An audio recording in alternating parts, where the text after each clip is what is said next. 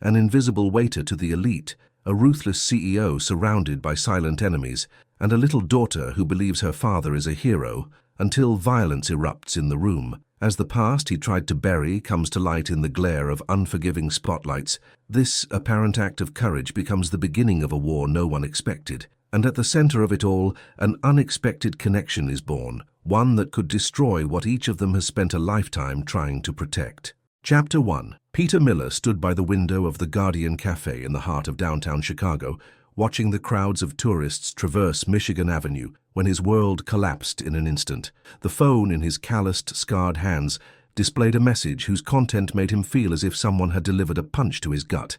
"Dad, I just got back from the doctor. The leukemia is back. It's worse this time. Don't worry about me. But the doctors say without expensive treatment abroad I may only have 3 months. I love you so much, Maggie." His only child, his 8-year-old daughter, who had been the only light in his life since his wife's death, was dying. And he, a former major in the U.S.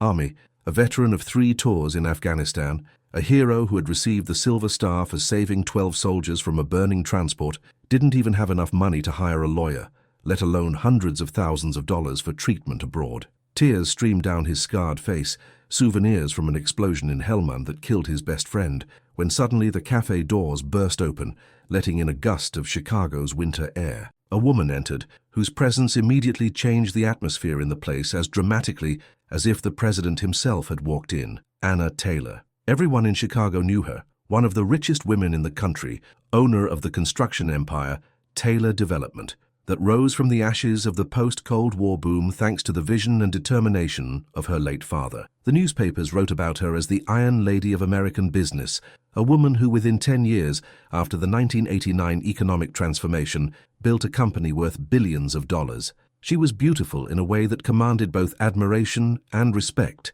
Dark hair pulled back into an elegant bun, a perfectly tailored Dior suit. But in her brown eyes, Peter saw something he didn't expect at all: fear. True, primal fear of a person in mortal danger. Anna nervously looked around the cafe, holding her phone to her ear with a trembling hand. Her voice, usually full of authority during TV interviews, now trembled like a leaf in the wind. "No, Stanley, you don't understand. This can't wait until tomorrow. I need to have these documents today, preferably within the hour, otherwise..." She broke off, apparently hearing an answer she didn't like. "What do you mean, they're missing? Documents don't just disappear on their own. Find them, or..." Suddenly the call dropped. Anna looked at the dark screen with such despair, as if she were looking at her own death sentence. Her hands trembled so much she could barely hold the phone. Peter, driven by an instinct he learned during military missions, the instinct to recognize people in need, approached her table. He didn't think about the consequences. He didn't think about the fact that she was one of the most powerful women in the country. He simply saw a person in danger. "Excuse me, maybe I can help with something?" he asked quietly, using the same calm tone with which he addressed frightened civilians in Afghanistan. Anna looked up, and for the first time in months, someone addressed her without fear in their eyes, without greed, without demanding something in return. This man had a calmness about him that inspired trust, the calmness of a soldier who had seen the worst things in the world and still retained his humanity. "I don't think anyone can help me now," she replied bitterly, trying to hide her despair. "My former partner and my father's best friend is trying to take over the company my dad spent his life building. He has influence, he has money, he has contacts in all the government departments, and I..." She stopped, realizing she was confiding in a stranger. "Sometimes the worst moments in life turn out to be the beginning of the best," Peter said, sitting down across from her without an invitation, but with the natural elegance of a man accustomed to leading others. "As God gives, everything will work out. That's what my grandfather, who went through the war through communism and lived to see a free Poland, used to say." Anna looked at him more closely. In his voice was a strength she hadn't heard in her surroundings for months, the strength of a man who didn't want anything from her, only offered support. "Who are you?" she asked, analyzing his face. It bore the marks of difficult experiences, but also determination and honor. "Peter Miller, currently a building superintendent in an apartment building in Millennium Park. Before that, a major in the U.S. Army, 3 tours in Afghanistan." He hesitated. "And you're Anna Taylor, right?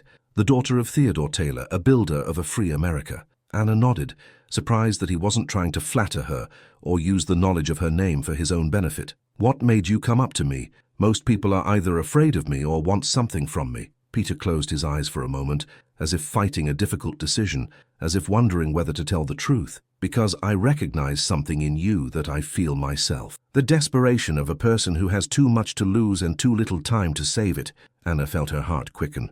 This stranger understood her better than the people who had known her for years, better than all those directors and CEOs who reported to her every day. "And what do you have to lose?" she asked in a whisper, sensing that the answer would be painful. "A daughter. The only thing I have left in this world, after my wife's death." His voice broke slightly. "Maggie is 8 years old and dying of leukemia. She needs treatment that I can't afford for a single moment."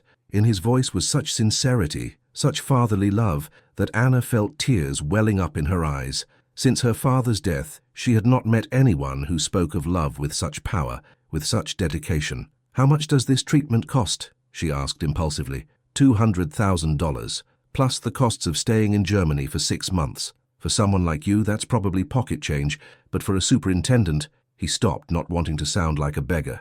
Anna was looking at this man, who with dignity admitted his helplessness in the face of his child's illness.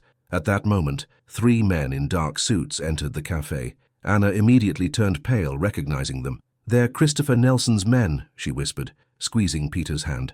"My former partner and my father's best friend. They're following me." The largest of the men approached their table with a smile that didn't reach his eyes.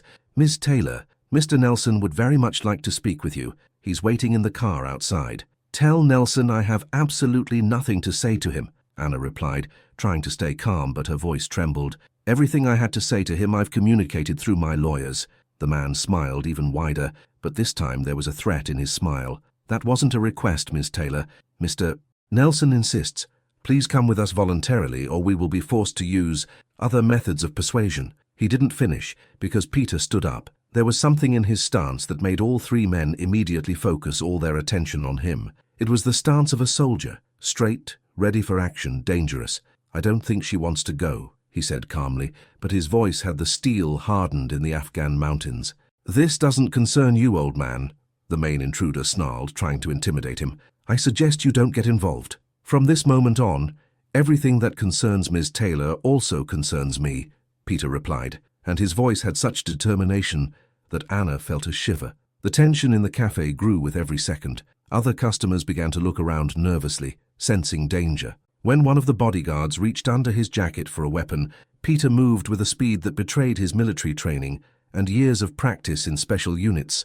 In one fluid sequence, the man was on the floor with a twisted arm, and in Peter's hand was his Glock pistol. The other 2 bodyguards reached for their weapons, but Peter was already aiming in their direction.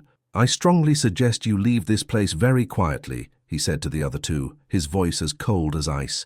"And tell your boss that Ms. Taylor now has protection, professional protection." The men, shocked by the speed and effectiveness of his action, helped their unconscious colleague get up and retreated from the cafe, but their eyes burned with fury and the promise of revenge. Anna looked at Peter in disbelief, but also with admiration. "Who are you, really?" she asked when the cafe returned to normal. Peter put the gun on the table and sat back down, as if nothing had happened, as if disarming armed criminals was a daily routine for him. "I was a major in the U.S. Army Special Forces, counterterrorism missions in Afghanistan, Iraq, Chad, but that's the past. Now I'm just a father desperately trying to save his child. Why did you do that? Why did you risk yourself for me? You don't know me." Peter looked her straight in the eyes with such sincerity that Anna felt her heart start to beat faster. "Because sometimes you have to do what's right, regardless of the consequences. And besides," he hesitated, as if wondering whether to say more, "maybe you could help me save my daughter, and I could help you save your father's company. Mutual help between people who have nothing left to lose." Anna looked at this man, who had just saved her from being kidnapped, and now with humility but also with dignity, proposed an alliance based on mutual aid, not on fear or greed. "What exactly does your daughter have?" she asked quietly, already knowing that her life had just changed. "Acute lymphoblastic leukemia. It came back after a year of remission. This time it's more aggressive. She needs experimental treatment in Munich. Without it, she may only have 3 months to live." Anna was silent for a long time, watching him. In the light of the afternoon sun streaming through the cafe windows, he saw a glimmer of a decision in her eyes, one that changed everything. "Mr. Miller, would you be willing to become my personal security consultant? What exactly does that mean? Anna smiled for the first time in weeks. It means your daughter's treatment is being financed today. A transfer to the clinic in Munich will be made within the hour. And you will help me get back the company my father spent his life building, dreaming of a free America. Peter felt tears welling up in his eyes. Could his prayers to God have been answered? Why are you doing this? You don't even know me. Maybe I'm a con artist, maybe I'm lying. Anna looked at his hands, scarred, calloused but clean, at his eyes, tired but honest, at the way he spoke about his daughter, with a love so pure it couldn't be faked. Because in you I see something I've been looking for months, someone who fights not for money or power, but for love. And there aren't many people like that left these days. As they shook hands, making a pact that would change their lives, neither of them knew that Christopher Nelson was sitting in a black Mercedes across from the cafe, watching them through professional binoculars. His face was contorted with a grimace of fury and cold calculation. "Find me everything about this man," he snarled at his assistant, not taking the binoculars from his eyes. "Everything. Where he lives, where he works, what his weaknesses are, and then destroy him, slowly and methodically." Inside the cafe, Anna and Peter were already planning their shared future, unaware that a game had just begun, in which the stakes were not only the company, but their lives. Chapter 2. 5 days later, Peter moved into an elegant apartment building in the Gold Coast, which Anna had rented for him for the duration of their collaboration. For the first time since his wife Eve's death 3 years ago, he was sleeping in a bed that didn't creak, eating meals that didn't come from the cheapest stores, and, most importantly, he saw true hope in Maggie's eyes. His daughter was now in the best private children's hospital in Chicago, receiving intensive chemotherapy to prepare her for the trip to Germany. When Peter told her about a very important businesswoman who was helping them for certain complicated security reasons, Maggie smiled for the first time in weeks. "Dad, maybe she's your guardian angel," the girl asked, playing with a new doll that Anna had discreetly sent. "Mom always said, everyone has an angel." Peter didn't know what to say. Anna did seem like an angel, but she was an angel who had very dangerous enemies. On that rainy Chicago morning, he met with her in her office in the modern Taylor Tower. The office was huge and elegant. Mahogany furniture, paintings by American artists, a view of the entire city. But Peter noticed that Anna sat at her desk like a commander in a besieged fortress. "The very first night after our meeting, they tried to break into my computer servers," she informed him, showing him a report from the security company. "And yesterday morning, 2 officials from City Hall suddenly found serious problems with the documentation for our most important investment, a housing development for young families in Naperville." Peter sat down across from her, observing her face. Under the professionally applied makeup, he saw exhaustion and stress. Anna looked as if she hadn't slept in weeks. "Tell me everything about Nelson," he said, opening a notepad. "Who he was, where he came from, how he met your father, why he wants to take over the company now." Anna sighed deeply, as if preparing to tell a painful story. "Christopher Nelson was my father's best friend from the 70s, when they both worked in a state-owned construction company. Intelligent, charismatic, ruthless in business, but back then he seemed loyal. When the economic transformation began in 1989, Christopher was the one who convinced my father to start a joint private company. And that's how Taylor Development was born? Yes, but at the beginning it was called Taylor Nelson Construction. For the first few years everything went well. They built, they earned, the company grew. But after my mother's death in 2010, something changed in Christopher. He became different, more calculated, more cold. Peter took notes, but also observed the emotions on Anna's face. "When did your father die?" 2 years ago. A heart attack in the office, completely unexpected. Christopher was on a business trip at the time. He came back for the funeral and, since then, he has been gradually taking control of everything. "How?" Anna got up and went to the window, looking at the Chicago skyline. "He took advantage of my grief, my ignorance of the complicated aspects of the business. I signed documents that I didn't fully understand. Partnership agreements, guarantees, rights transfers. Now that the lawyer has analyzed everything, it turns out that in a month, Christopher will control 51% of the company's shares. And what about your 49%? They will become worthless. I will have the stock but no real power. And Christopher, he has already started making his changes. He fired half of the old employees, those who still remembered my father. He replaced them with his own people." Peter thought for a moment. This sounded like a classic military strategy, gradually taking control of the enemy's territory. "What do you know about his past? About where he got the money for such operations.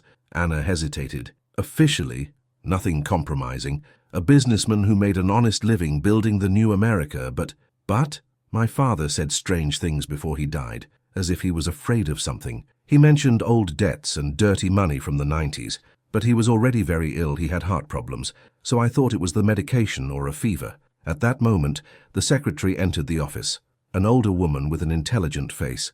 "Excuse me, Anna, but there's an older man downstairs at the front desk. He claims to have very important information about Mr. Nelson. He wants to meet in person. He says it concerns your and the company's security." Anna and Peter exchanged meaningful glances. "This could be a trap," Peter said, automatically switching to threat analysis mode. "Or it could be the only chance to get the information we need," Anna replied. "I'll go talk to him." "Not alone. I'm coming with you." Anna noticed that Peter had started calling her by her first name. It felt natural, as if they had known each other for years. In the elegant lobby on the ground floor of the tower, a man around 60 with a tired, wrinkled face was waiting. He was dressed modestly but cleanly. There was something in his posture that immediately caught Peter's attention. It was the posture of a man who had worked hard his entire life. "My name is John Davis," he introduced himself, shaking Anna's hand firmly. "I worked for companies related to Mr. Nelson for 25 years. I saw things that shouldn't have seen the light of day." "What things?" Peter asked, automatically assessing the interlocutor's credibility. John looked at him suspiciously. "And who are you?" "Someone who wants to help Miss Taylor," Peter replied calmly, "and someone who knows how to appreciate the courage of an ordinary man." The older man hesitated for a moment, studying Peter's face, then apparently made a decision. "Nelson wasn't always as clean as he wants to look now," he said quietly, looking around nervously. "In the 90s, when everyone was making quick money on the privatization of state-owned companies, he had contacts with people who didn't ask where the financing came from, if you understand what I mean." Anna turned pale. "Do you have any concrete evidence for what you're saying?" John reached into an old leather briefcase and took out an envelope. "Photos, documents, copies of contracts that I stole when he fired me without severance pay after 25 years of loyal work. I've been hiding them for years because I thought they might come in handy someday. That justice would finally prevail." Peter opened the envelope. Inside were black and white photographs from the 90s, showing Nelson in the company of people whose faces looked familiar from the crime chronicles of that era. There were also documents, copies of contracts, transfers to foreign accounts, lists with the names of politicians. "This may be enough to publicly discredit him," he said quietly to Anna, "but is it enough to invalidate those contracts you signed?" "No," Anna replied after reviewing the documents.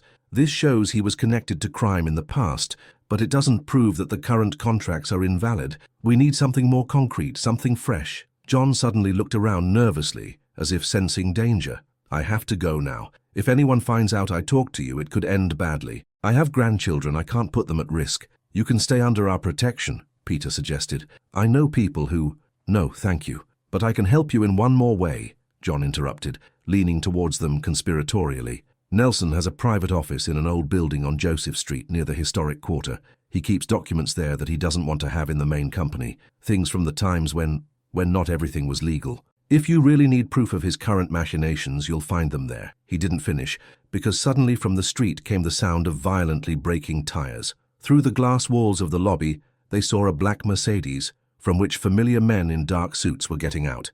"Damn, they found me," John whispered, turning pale with fear. "I have to get out of here." Peter immediately took control of the situation, switching to the action mode he had honed during combat missions. "Anna, emergency exit through the kitchen.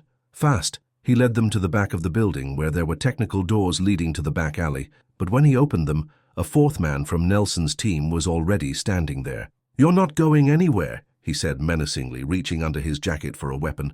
Peter didn't hesitate for a second. He kicked the man in the stomach with the force honed during combat training, grabbed Anna's hand and shouting, "Run!" pulled her towards the labyrinth of Old Town streets. They ran through the narrow medieval streets, between groups of tourists and stalls with delicacies, hearing the sounds of the pursuit and the thud of boots on the cobblestones behind them. Anna, despite her heels, ran bravely, clutching the bag of documents. They reached the main square, where it was easier to hide in the crowd of tourists. Peter led them towards the Church of Our Lady, hoping that even Nelson's men wouldn't dare to cause a scene in a holy place. In the shadow of the Gothic columns, in the glow of hundreds of candles lit by the faithful, Anna and Peter tried to catch their breath. John was with them, but he looked mortally terrified. "I'm so sorry," he whispered with a reproach. "I shouldn't have come. Now you're all in danger because of me." Anna, still panting, put her hand on his shoulder. "You did what was right. The truth must come to light, regardless of the risk." Peter watched her in the church's gloom, in the glow of candles, and the colorful light of the stained glass windows. Anna looked not like a powerful businesswoman, but like a woman who was desperately fighting for something that had huge emotional significance for her. "This isn't just about the company and the money, is it?" he asked quietly.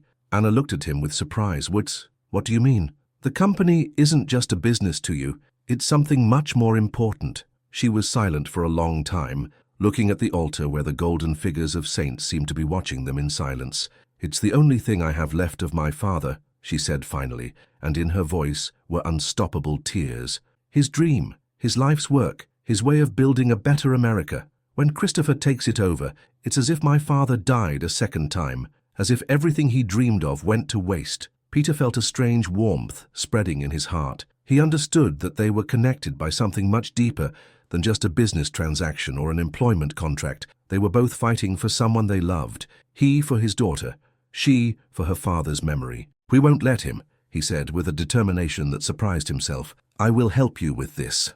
Anna looked at him with gratitude, but also with something else, a feeling that made his heart beat faster. "Peter, why are you doing this?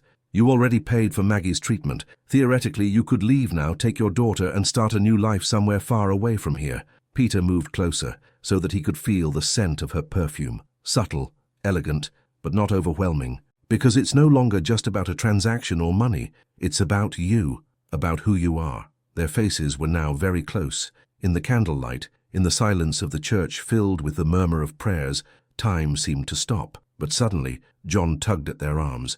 "We have to leave here immediately. I see them through the window. They're circling the main entrance." Indeed, in front of the church, they saw the silhouettes of Nelson's men. Peter understood that their refuge was only temporary. "I know a back exit through the sacristy," he said quietly to a priest who was just passing by with the monstrance. "Could we—" The older clergyman looked at their frightened faces, at Anna, who was clutching the documents, at John, who looked like he was having a heart attack, and nodded without hesitation. "May God guide and protect you," he said, opening the door to the sacristy for them. As they exited through the back door onto Mariacca Street, Peter knew that their fight with Nelson had just begun, but he also knew that he was now fighting not only for his daughter's life, he was fighting for a woman who had begun to mean more to him than he was willing to admit. And in a black Mercedes parked in the main square, Christopher Nelson was personally watching the pursuit of his new enemies through binoculars. His face was as cold as the Chicago ice. "Check out this Miller guy for me," he said to his assistant. "Where he came from, what he did in the army, where he lives, and find me his weak points. Everyone has weak points. And if we don't find any—" Nelson smiled, but the smile did not bode well. "Everyone has someone they love, and I already know what his biggest weakness is." Chapter 3. 2 weeks later, Peter and Anna were hiding in a small wooden lodge, the Eagle's Nest, in Aspen, Colorado, in the heart of the Rocky Mountains. Nelson already controlled a significant part of Chicago. His men were monitoring every hotel, every restaurant, every place where they could take refuge. But here, in the shadow of the highest mountains in the country, which for centuries had been a bastion of freedom and the American spirit, they felt relatively safe. They rented rooms under the false names John and Mary Smith, thanks to Peter's contacts from his time serving in the mountain special units. For the first time in months, Anna could sleep peacefully, not fearing for her safety at every sound outside the window. They sat by the fireplace in the main hall of the lodge, analyzing the documents given to them by John Davis and the materials Anna had managed to take from her office before they fled. On the wooden table were spread photos, contracts, bank printouts, and notes, the entire mosaic of Christopher Nelson's life and criminal activity. The owner of the lodge, an older mountain woman with wise eyes full of life's wisdom and a face wrinkled from hard work, brought them herbal tea and some smoked cheddar and elk jerky from a local producer. "You'll have to sit here for a long time, young people?" she asked in the mountain accent that sounded like music. "We don't know, ma'am," Peter replied, using a respectful form of address. "It depends on how quickly we solve our problems back in Chicago." The older woman looked at them shrewdly, with the intuition of a woman who had raised 5 children and had seen many couples in her long life. "I see it's not just business problems, is it?" She smiled knowingly, noticing the way they looked at each other. "Young people who run away to the mountains together are usually running from more than just work troubles." Anna blushed, but did not deny it. In those 2 weeks, not only had the external circumstances changed, but also her feelings for this man. When they were alone by the crackling fire, Peter spread all the documents about Nelson on the table, from photos from the 90s to the latest financial analyses of the company. We have photos from the 90s showing his connections to organized crime, but it's not enough, he summarized, pointing to the photographs. A court will treat this as history, not as proof of current activity. We need something fresh, something that proves he's still using dirty money or illegal methods. Anna watched him in the light of the fireplace. In those 2 weeks of hiding together, her opinion of this man had fundamentally changed. He was not just a former soldier or a bodyguard. He was intelligent, educated, honorable, gentle in his dealings with her, and at the same time ruthless and determined towards his enemies. "Peter, I have to tell you something very important," she said quietly, putting the documents down. He looked up at her, seeing seriousness and determination in her eyes. "When I agreed for you to be my consultant and financed Maggie's treatment, it wasn't just because you saved me in that cafe." "Why else?" Anna moved closer on the wooden bench. "Because for the first time since my father's death, I felt truly safe with someone. Not because you are strong or dangerous to enemies, but because I completely trust you. I trust you in a way I haven't trusted anyone in years." Peter put the documents down and moved closer to her so that their knees touched. "Anna, this could be very dangerous for both of us." "What? What's growing between us? I'm an ordinary man, a former soldier who lost everything and has nothing concrete to offer a woman like you."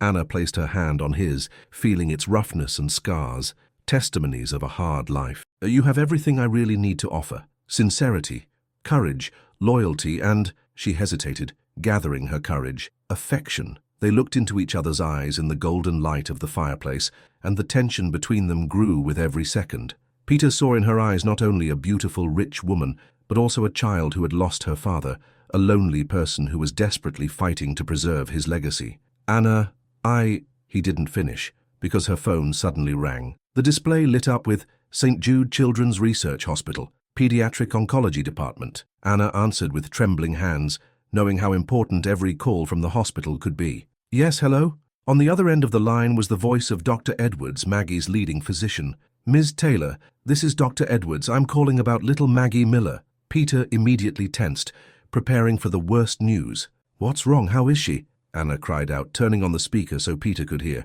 "Nothing bad. On the contrary, I have fantastic news. The treatment is working better than we expected. The girl is responding excellently to the chemotherapy.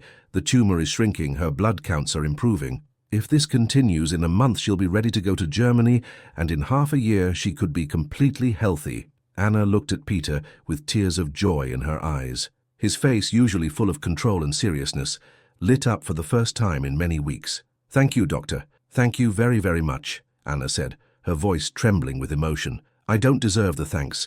The girl is brave and strong, and you provided her with the best possible treatment." When the call ended, Peter spontaneously embraced Anna without hesitation. At that moment, all the barriers between them, all the social differences and fears, crumbled like the Berlin Wall. "She's going to live," he whispered, hugging Anna so tightly as if he was afraid it was just a dream. "My daughter is going to live and be healthy." Anna felt her heart beating like crazy. This strong, tough man was crying with joy in her arms, and for the first time since her father's death, she felt needed not because of her money or social position, but because of who she was as a person. "Peter, He moved away from her and looked into her eyes.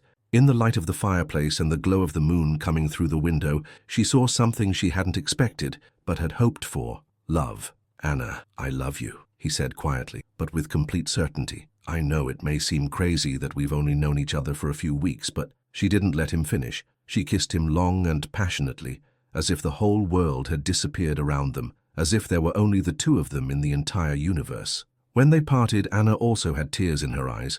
"I love you too," she whispered. "And yes, it's crazy, but sometimes the best things in life are crazy. The most important things come when we least expect them." They sat huddled together by the dying fireplace, planning their future, when suddenly a loud noise was heard outside the lodge. Through the window, they saw the lights of car headlights and the silhouettes of men moving around the yard. Peter immediately switched to combat mode, his soldier instincts activating automatically. "Nelson found us. How is that possible?" Anna checked her phone and turned pale, realizing her mistake. "I'm an idiot. The call from the hospital. They must be monitoring all the calls related to Maggie. The noise outside intensified. They heard voices in English and another language. Apparently Nelson had also hired foreign mercenaries.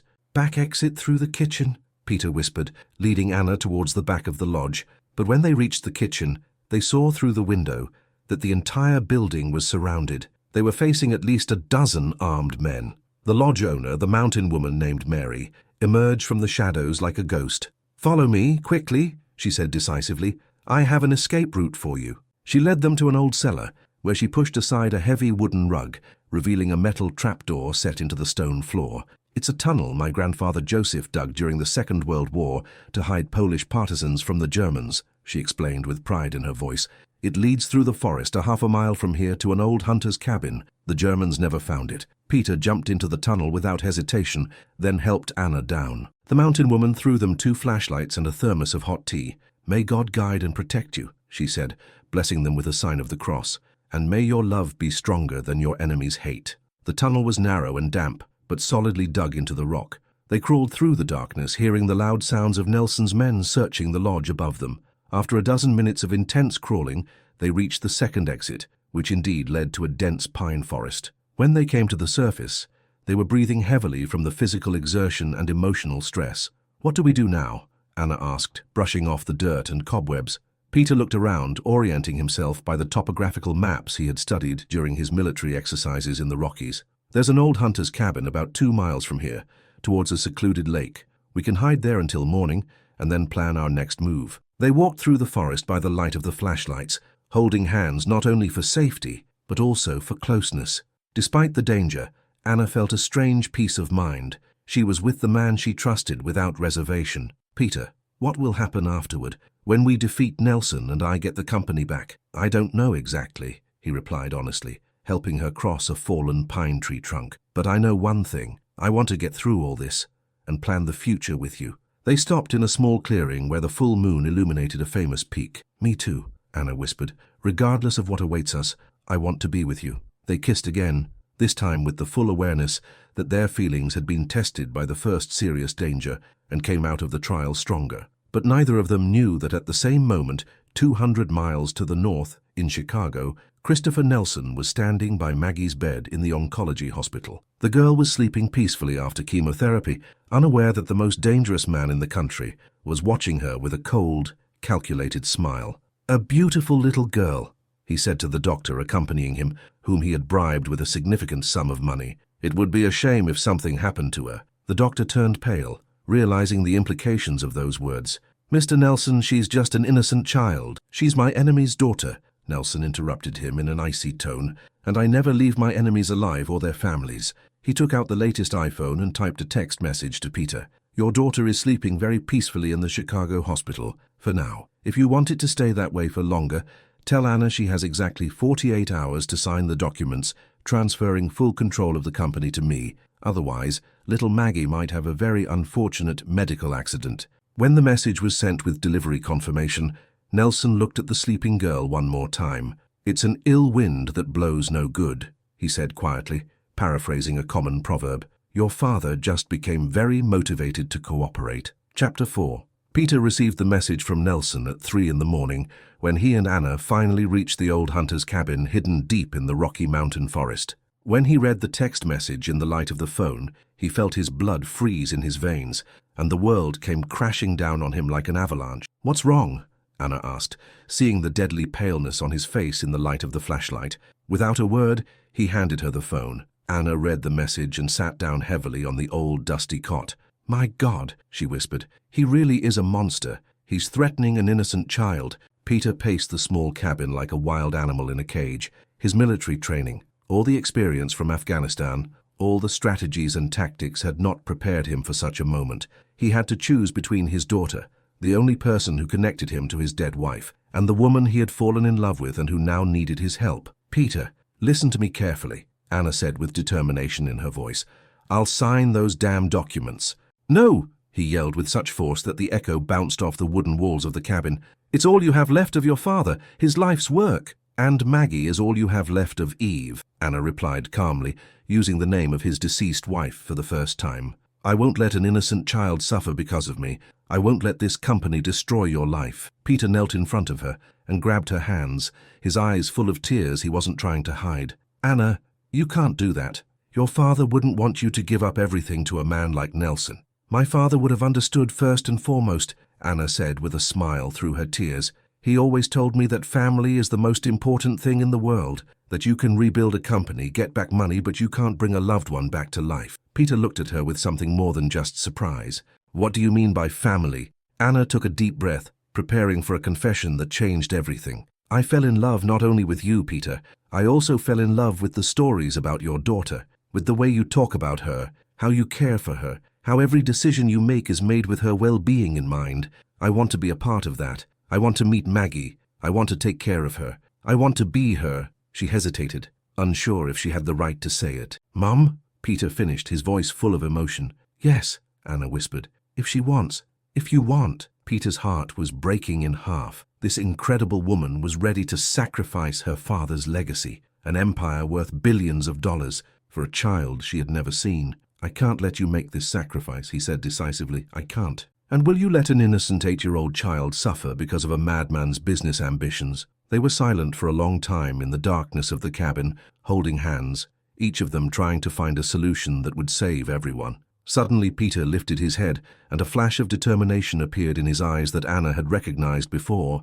There's one more option, very dangerous, but possible. What? A preemptive strike, before he has a chance to do anything to Maggie. Anna looked at him with both apprehension and fascination. What exactly do you have in mind? Nelson made a strategic mistake. He showed me exactly where he is, at the hospital, with Maggie. He thinks he holds all the cards, but he just gave me information about his position, and I know that hospital like the back of my hand. My wife died there. I spent months there. Peter, that's suicide. He certainly got his people there, security. I have friends who owe me favors for saving their lives in Afghanistan. If I alert them. Peter took out a second phone, an old military model, and began scrolling through contacts. Anna interrupted him with the sound of her phone. A second message from Nelson, this time with an attachment. 46 hours left, and just so there are no doubts about the seriousness of my intentions, a photo in the attachment. The photograph showed Maggie sleeping in a hospital bed. A man in an elegant suit was sitting by her bed, whom Anna immediately recognized. This man, she whispered, pointing to the photo, that's Stanley Brooks. He worked for my father for 20 years.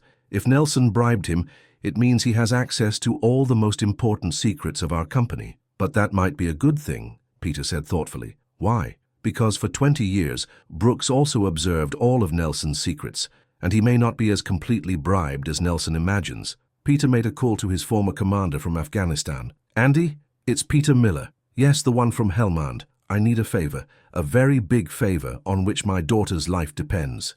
The conversation lasted a dozen minutes. Anna listened, fascinated by the professionalism and determination in Peter's voice. When he finished, his face showed a mixture of hope and decisiveness. What's the plan? Anna asked. A special operation on 3 fronts. Tomorrow at dawn, all of Nelson's men will be busy with something much more important than guarding Maggie. With what? Peter smiled for the first time since receiving the threatening message. Nelson's most important investment is the construction of the Northern Chicago Galleria Mall outside the city. Tomorrow at 6 in the morning, during the routine change of the security watch, the center will be accidentally set on fire by unknown perpetrators. Nothing dangerous to people, but spectacular enough to draw all his bodyguards and media attention there. And we, in the meantime? We'll enter the hospital through the technical entrance that I know from the time my wife was being treated. We'll take Maggie and force Brooks to cooperate. If he really has compromising information about Nelson, we can turn the whole situation in our favor. Anna looked at him with admiration, but also with apprehension. This is very dangerous for all of us. Everything in our lives is dangerous now, Peter replied, but at least we'll be acting instead of just reacting to his moves. They spent the rest of the night meticulously planning the operation.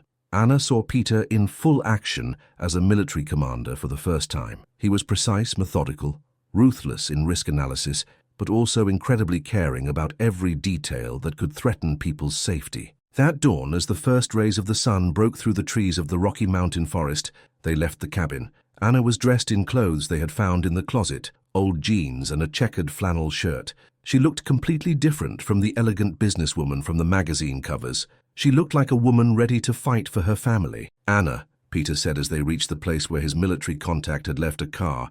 "No matter what happens today, I want you to know that these last few weeks with you have been the happiest moments of my life since Eve's death." "Peter, don't talk as if you're saying goodbye forever." "I'm not saying goodbye, but if something happens to me, I want you to promise me you'll take care of Maggie." Anna kissed him with a passion that expressed all her feelings. "Nothing will happen to you. I won't let it. I'm a tough businesswoman, remember? And tough businesswomen always achieve their goals." Peter smiled, despite the tension and fear. "What's your most important goal?" Anna looked him straight in the eyes. "You, me, Maggie, and a long, happy life. All of us together as a real family." As they drove back toward Chicago, neither of them knew that Christopher Nelson had just received a call from one of his best informants. "Boss, I have some disturbing information. Someone set fire to the shopping center. Everything points to it being a planned sabotage to distract us." Nelson was silent for a long time, analyzing the situation with the cold precision of a business predator. "That's Miller," he finally said.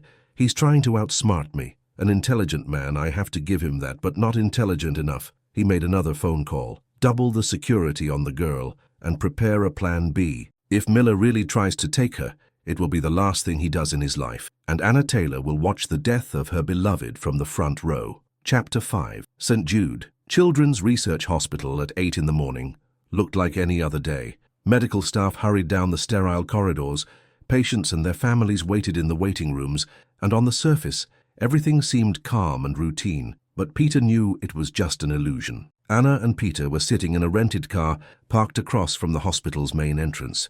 Through a professional radio, they listened to the reports from Peter's men at the site of the fire at Nelson's shopping center. "The operation is proceeding according to plan," Andy reported over the radio. "Half of Nelson's security has arrived at the fire scene, but be careful, Peter. We saw Nelson himself. He came personally, and he looks furious. I suspect he's seen through our game." "That's good," Peter replied into the microphone. "Furious people make mistakes, and that's what we're counting on." Anna watched the hospital through professional military binoculars. "I see Stanley Brooks. He's standing by the main entrance to the pediatric oncology department. He's with 2 other bodyguards, but they seem nervous. Time for action." Peter was wearing a hospital technician's uniform, which Andy had arranged for him through his contacts in the uniformed services. Anna was disguised as a young doctor. She had a white coat, a stethoscope, and a fake ID. She looked convincing, especially since her intelligence and natural authority made it easy for her to pass for a medic. They entered the hospital through the back technical entrance that Peter knew perfectly from the time his wife Eve was treated there. Every corridor, every passage, every stairwell, everything was etched in his memory by the pain and hope of those months. "Pediatric Oncology Department, 3rd floor East Wing," he whispered, leading Anna in the staff elevator. When they got out on the 3rd floor, the atmosphere seemed strangely tense. The corridor was almost empty, which in normal circumstances should have aroused suspicion. "This doesn't look good," Anna said quietly. "Where are the nurses? Where is the movement?" Peter also felt that something was wrong. The hospital was never so quiet at this time of day. Walking cautiously down the corridor, they reached room 347, where, according to the information, Maggie was located. Through the glass in the door, they saw the girl lying in the hospital bed. She was pale after the chemotherapy, but alive and safe. "Too easy," Peter muttered, his military instincts screaming danger. Suddenly, they heard a voice behind them that made their blood run cold. "Indeed too easy, Major Miller." They turned around slowly. Christopher Nelson was standing at the end of the corridor with 8 armed men in suits. His face showed the cold satisfaction of a predator who had just caught his prey. "Welcome to a carefully prepared trap," he said, with a smile that didn't reach his eyes. Peter instinctively shielded Anna with his body, assessing the chances of escape. They weren't good. "Nelson, I knew we'd meet face to face eventually. You said a lot of things, Miller, but now it's time for you to shut up and listen to my terms." Nelson nodded to one of his men, who entered Maggie's room. "Anna will sign the documents transferring the company to me here, in front of your daughter's eyes, and then the 3 of you disappear from the country forever." "And if not?" Anna asked, trying to hide the fear in her voice. Nelson nodded, and his man in Maggie's room put his hand on the tube of medication connected to the girl's IV. "My patience has its limits. You will sign the documents or little Maggie will have a very painful medical complication." Peter felt a wave of pure rage wash over his mind. It was the same emotion he felt in Afghanistan when enemies threatened civilians. But this time, it was his own child. "Fine," he said calmly, But Anna recognized that tone. It was the voice of a soldier planning a final, desperate attack. "Anna will sign, but first, I want to see my daughter and make sure she's okay." Nelson hesitated. Something about the way Peter was behaving didn't fit the image of a defeated man. "No, documents first." "No," Anna said suddenly and decisively, to the surprise of everyone present. "I'm dictating the terms of this transaction." Everyone looked at her in amazement.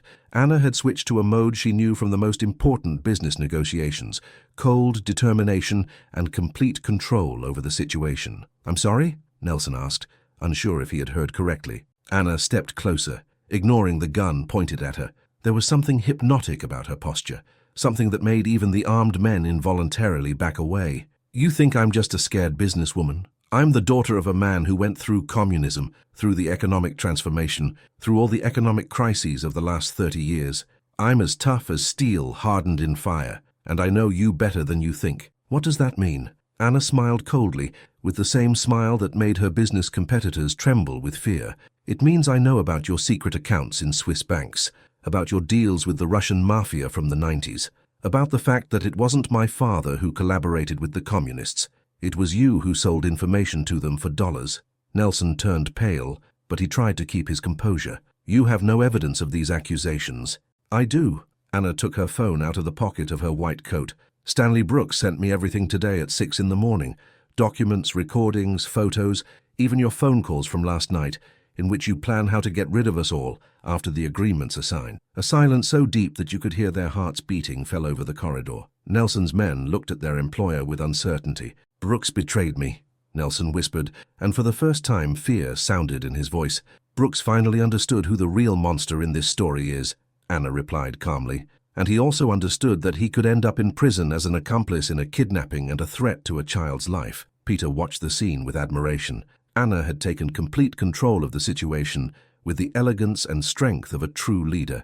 "What exactly do you want?" Nelson asked, trying to regain the initiative. "I want you to immediately leave this hospital with your people and never come near my family again." "Your family?" Anna looked at Peter with a love that was visible despite the dangerous situation. "Yes, my family, Peter, Maggie, and me. We are a family by choice, and that's the strongest kind of family." For a moment, Nelson looked like he was about to burst into a rage, but then his face became cold and calculated again. "You think you defeated me? This is only the beginning of a real war. I will destroy you all, systematically and methodically." "No," Anna said with such certainty in her voice that even Peter felt a shiver. "This is the end, because in 10 minutes, all of Brooks's documents will go to the prosecutor's office, to the police, to the media, and to the IRS. Your only chance to avoid a long prison sentence is to leave the country in the next few hours." Nelson looked at his men, then at Anna and Peter. Fury was painted in his eyes, but also, to the surprise of everyone, something like professional acknowledgement. "Well played, Anna," he admitted. "Your father would be proud of your ruthlessness." "My father would be proud of my defense of my family," Anna replied. "That's something you will never understand." "Maybe I will understand after all," Nelson said, and a note of melancholy sounded in his voice. "But it's too late for regrets." He nodded to his men. "We're leaving, but this is really not the end." "For you it is," Peter replied. "Anna is right. The best thing you can do now is disappear forever." When the corridor was empty, Peter and Anna ran to Maggie's room. The girl was conscious, smiling, and apparently unaware of the entire drama that was unfolding behind her room door. "Dad!" she called out joyfully when she saw him. "I've been waiting for you. The nurse said I might be able to get out of bed today." Peter hugged her tightly, feeling all the tension of the last few days leave his body. "I'm sorry, sweetie, that I've been away for so long, but now everything will be okay." Maggie looked with curiosity at Anna, who was standing in the doorway with tears of joy in her eyes. "Is this the lady you told me about? The one who helped me get healthy?" Peter looked at Anna with love and gratitude. "Yes, sweetheart, this is Anna, and I think, no, I'm sure she's going to be with us for a very, very long time." Anna approached the bed and gently took Maggie's small hand. "Hi, Maggie. I'm very happy to finally meet you in person." "Dad talked a lot about you," the girl said with the seriousness of an 8-year-old. "He said you were very good and very smart, and very pretty. Will you be my new mum?" Anna looked at Peter, who nodded with a smile full of love. "If you want me to, Maggie, I'd be very happy to," Anna replied, her voice trembling with emotion. "I will," the girl cried out. "I always wanted a mom." Everything seemed perfect when suddenly Andy, Peter's friend from the army, ran into the room. Peter, we have a problem. Nelson didn't leave the city. His car is still outside the hospital and our men saw his bodyguard setting up some kind of device in the building's basement. Peter immediately went into the highest state of combat readiness. What kind of device? It looks like explosive materials. A lot of explosive materials. Anna turned even paler. What does that mean? Peter already knew. He was familiar with the tactics of desperate opponents from Afghanistan. It means that if Nelson can't have the company, no one will. And if he can't defeat us, he intends to kill us. All of us. Together with the entire children's department. Suddenly, the lights in the entire hospital went out. For a moment, there was complete darkness.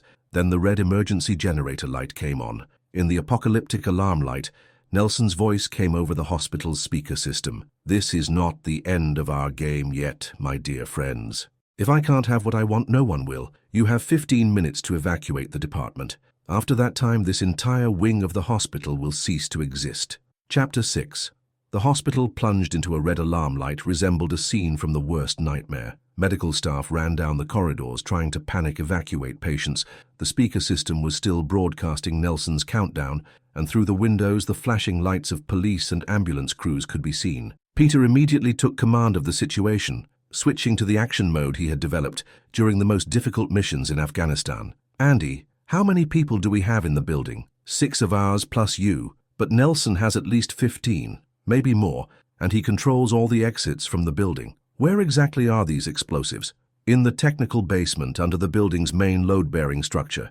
If he detonates them, the entire east wing will collapse. 3 floors, about 100 patients. Anna, still in her white doctor's coat, was holding Maggie, who despite everything seemed more excited than scared. It's really like a movie, the girl said. Dad, are you a real superhero now? Peter knelt by her bed and took her hand. No, sweetie, I'm just a dad who loves you very, very much and will do everything to protect you. Anna watched the scene with both admiration and horror. This man, who could be a ruthless warrior, became as gentle as a child in his daughter's presence. Peter, what's the plan? She asked quietly, so as not to scare Maggie. We have to get out of here and at the same time neutralize the bomb. A hospital is no place for a shootout with civilians inside. Andy checked his weapon and radio. The problem is that Nelson knows exactly what he's doing. He controls all the standard evacuation exits. The only escape route is the helipad on the roof, but that means getting through 6 floors of a building controlled by the enemy. So we have to reach the roof through enemy territory, with a sick child and civilians in our care. Anna summarized the situation with frightening precision. In a big simplification, yes, Peter replied, but there was no resignation in his voice, only determination. Suddenly, a voice of one of their men patrolling the area around the hospital came over Andy's radio. Andy, we have an additional problem. Another 20 armed men just arrived at the hospital. They look like professional mercenaries. Anna turned even paler. That means we'll be fighting with over 30 armed criminals? Not necessarily, Peter said, approaching the window and observing the situation outside. Nelson is making the same mistake that all megalomaniacs and dictators make. He thinks the number of people and the amount of weapons determine victory. And what really determines it? Anna asked. Motivation. His people are fighting for money. They may not even know he plans to blow up a hospital with children. We are fighting for family, for the lives of innocent people. Peter approached the window and carefully observed the hospital courtyard. Downstairs, he saw Nelson's men positioned, but he also noticed something that could change the entire course of events. Anna, did your company have contracts for supplying equipment to Chicago's emergency services? Yes, but why do you ask? Peter smiled for the first time since the beginning of the siege. Because the police SWAT team and the fire department just arrived, and it looks like someone called the police station and reported that hostages were being held in the hospital. But will that help? Nelson can convince the police that it's a false alarm, not if he has to divide his attention between us and the services. And besides, Peter took out his phone and made a call. Commissioner Adams, this is Major Miller. Yes, the one from the Eagles operation in Afghanistan. I need an urgent favor. A big favor. The conversation lasted a few minutes.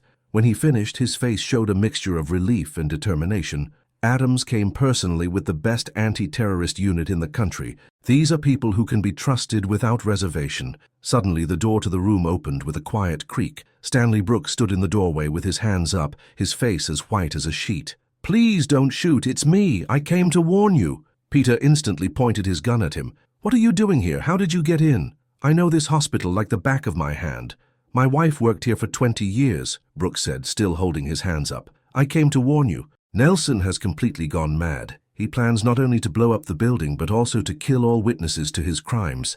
Anna jumped from her chair. What exactly do you mean? He has enough explosives to destroy the entire east wing of the hospital. But that's not all. He also has people positioned so that no one can escape. He says it's better to die as an avenger than to live as a defeated businessman. Maggie, who had been listening with fascination until now, suddenly grew sad. Dad, I don't want to die. I just got well and I want to be happy with you and Ms. Anna. Peter hugged her tightly, feeling his heart break. You won't die, sweetie. I promise you on your mom's memory that I will protect you. Anna looked at Brooks with a mixture of hope and suspicion. Why are you helping us? You worked for Nelson. Brooks sat down heavily in a chair, looking like a man destroyed by remorse.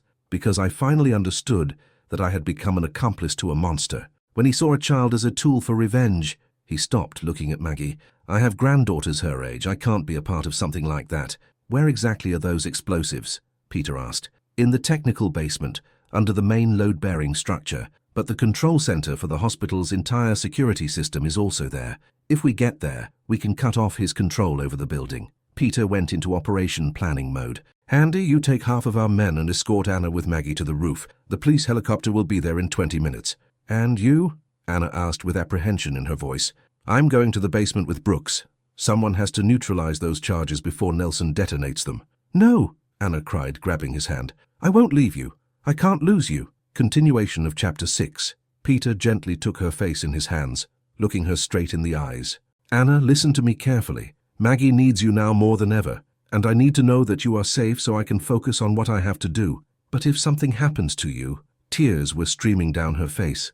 Nothing will happen to me, he interrupted her gently, because I have too many reasons to come back. I have a daughter who needs her father, and I have a woman I love more than my own life. Maggie, hearing this conversation, reached out her small hand and touched Anna's face. Miss Anna, will you really be my mum? Anna took her hand and kissed it gently. Yes, sweetie, forever. We will be a family. Then Dad has to come back, Maggie said with a seriousness beyond her years, because family means everyone is together. Peter kissed his two most precious women, his daughter on the forehead, Anna on the lips. I'll be back, I promise you both. As Andy led Anna and Maggie toward the stairwell leading to the roof, Anna turned back one more time. Peter, with God's will, we'll all be together for dinner. The hospital corridors now resembled a battlefield. The red alarm light, the sounds of gunshots from different floors, the cries of medical staff and patients. Peter and Brooks made their way through the stairwell to the basement, avoiding Nelson's patrols. A deadly surprise awaited them in the technical basement. Nelson was there in person, by a box with detonators and the hospital's security control system. I knew you'd come, Major, he said without turning around. The heroic soldier who always has to save others, even at the cost of his own life. Stop this, Nelson. You've lost. Surrender to the police. Nelson turned around slowly. His face was distorted with a mixture of fury and desperation. Lost?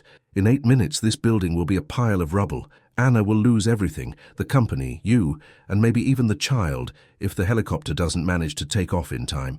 Peter noticed that the detonator had a digital counter counting down 0747, 0746, 0745. Why are you doing this? You can run away. Start a new life somewhere far away. Nelson smiled coldly. Because it's no longer about money or the company. It's about the fact that people like you have no right to win. A simple soldier without a business education and a girl who inherited everything. What do you know about a real fight? About building an empire from scratch? I know what it's like to lose everything and find the strength to start over, Peter replied calmly. And I know that real strength isn't about destroying others. And I don't intend to lose. Nelson reached for his pistol, but Brooks, who had been standing to the side the whole time, suddenly lunged at him. The two older men tumbled onto the concrete floor, fighting for the gun. Peter rushed to the detonator. The counter showed 0523, 0522, 0521. He wasn't an expert on explosives, but he had seen enough bombs in Afghanistan to know that any attempt to disarm them could cause an immediate explosion. Behind him, Brooks and Nelson were still fighting. Suddenly, a shot rang out. Peter turned around. Brooks was lying on the floor, bleeding from a wound in his stomach. Nelson was now aiming at Peter. Get away from the detonator. Now. The counter. 0347, 0346, 0345. No, Peter said with stony calm. I'll shoot you. You can try. But will you have time to defend yourself against this? Nelson looked towards the basement entrance. Commissioner Adams was standing in the doorway with 5 police officers from the anti-terrorist team in helmets and bulletproof vests. "Mr. Nelson, please drop your weapon immediately," Adams called out. Nelson stood still for a moment, then suddenly burst into a maniacal laugh. "It's too late for everything. In 3 minutes we'll all die here. The children, the doctors, everyone." Peter ignored the commotion behind him. He focused entirely on the detonator, trying to understand its mechanism, remembering everything he had learned about bomb disposal during his service. The counter, ZO2, 15, ZO2, 14, ZO2, 13. Suddenly he heard Brooks's weak, dying voice. "Major, the red wire, first from the left. I used to build them, years ago." Peter looked at the dying man. "Are you sure?" "I am. I made them for him, in the 90s. The same system. The counter, 0134, 0133, 0132. Peter took a deep breath, thought about Anna and Maggie, and cut the red wire. The counter stopped at 017. A deathly silence fell over the basement. "Did it work?" Adams asked in a whisper. Peter didn't answer until a long moment had passed, when he was absolutely sure that the bomb would not explode. "Yes, it worked." Nelson slumped to his knees on the concrete floor. "It's impossible. Everything was perfectly planned." "Sometimes the best plans don't work out," Peter said, kneeling by Brooks. The older man was dying, but on his face was the peace of a man who had finally done something good. "Tell Anna," he whispered, "that her father would be proud, that she found a man like you." Stanley Brooks died in Peter's arms, and his last words were spoken with the smile of a man who had redeemed his sins at the highest price. Epilogue. 6 months later. 6 months later, on a sunny September day in the Church of Our Lady in Chicago, the same church where they had once hidden from Nelson's men, Peter Miller and Anna Taylor stood before the altar in the presence of family and friends. Maggie, completely healthy after successful treatment in Germany, was the most beautiful flower girl in the world in her white dress and with golden ribbons in her hair. She proudly carried the rings on a silk pillow. In the front pew sat Mary, the mountain woman from Aspen, who was invited as an angel in the most difficult moments. Next to her were all of Peter's friends from Afghanistan in their dress uniforms, new employees of Anna's company, and all those who, during the dramatic months, had become a true family by choice. When the priest asked, "Do you take Anna Taylor to be your wife?" Peter answered loudly and clearly, "I do, and I promise to love and protect her with all my strength." When Anna answered the same question, her voice was full of joy. "I do, and I promise to share everything with him, joys and sorrows, wealth and poverty, health and sickness." But the most beautiful moment was when Maggie approached the altar and said loudly, "Can I also say I do because I want to take a new mom forever?" Laughter and tears of joy filled the Gothic interior of the church, and Anna, kneeling to the girl's level, whispered, "I do, my dearest daughter, forever." After the wedding, at the reception in a beautifully restored 16th century apartment building that Anna had bought in the Old Town as a new family home, Peter raised a toast in front of all the guests.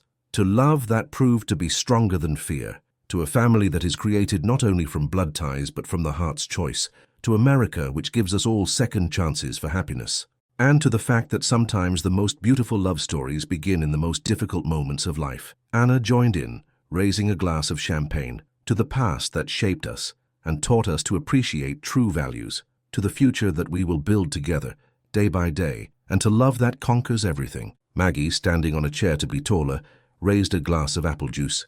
"To my fairy tale coming true, I have a superhero dad and a princess mum, and we all live happily ever after." When all the church bells in Chicago began to ring and the famous bugle call sounded over the main square, the new Miller family knew that their greatest adventure was just beginning. Christopher Nelson was sentenced to 15 years in prison for terrorism, kidnapping, and attempted murder. Taylor Development, under Anna's management and with Peter's support, became one of the most ethical and respected construction companies in the country. Peter started a foundation to help children with cancer, and Anna donated a significant portion of her income to oncology hospitals.